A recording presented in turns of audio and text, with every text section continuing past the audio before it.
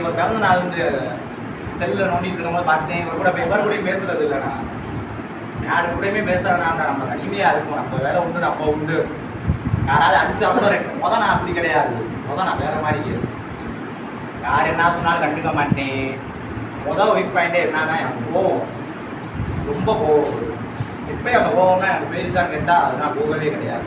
கொஞ்சம் அது இருக்க தான் செய்யும். அதான் சொல்லியிருக்க பாருங்க, நீ ஒரு தடவை சரக்கு தொட்டாலும் சாகுற வரைக்கும் இப்படி நோயாளி தான் சொல்லியிருப்பாங்க.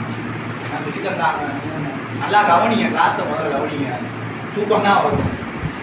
எனக்கும் அவ்வளோ தான் இருந்துச்சு. ஆனால் நான் கவனிச்சு எல்லாத்தையும் கவனிச்சு நிறையாவே என்னை இப்போ வந்து எங்கள் வீட்டில் என்னைய சாப்பிட்டையா தூய்மையான்னு என்னை கேட்டே பல வருஷம் ஆச்சு.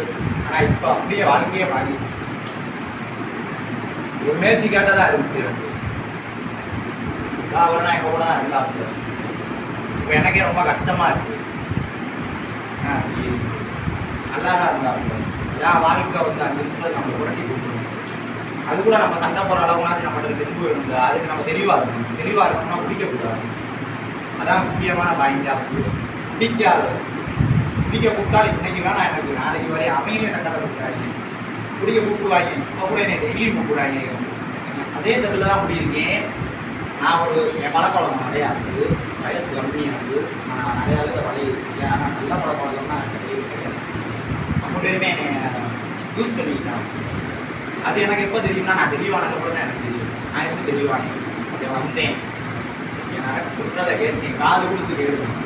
எப்படின்னா 1.5 மணி நேரம் ஒரு இடத்துல உட்காந்துருப்போம். நம்ம பிடிக்கிற காலத்தில் நான் உட்காரல, நம்மன்னு சொல்லக்கூடாது, தப்பு அது. நான் உட்காந்ததே கிடையாது. ஒரு நிமிஷம் ஒரு இடத்துல நிற்க மாட்டேங்க. அங்கே போனால் அது கிடச்சிருக்கோம், இங்கே போனால் இது கிடச்சிருக்கோம்.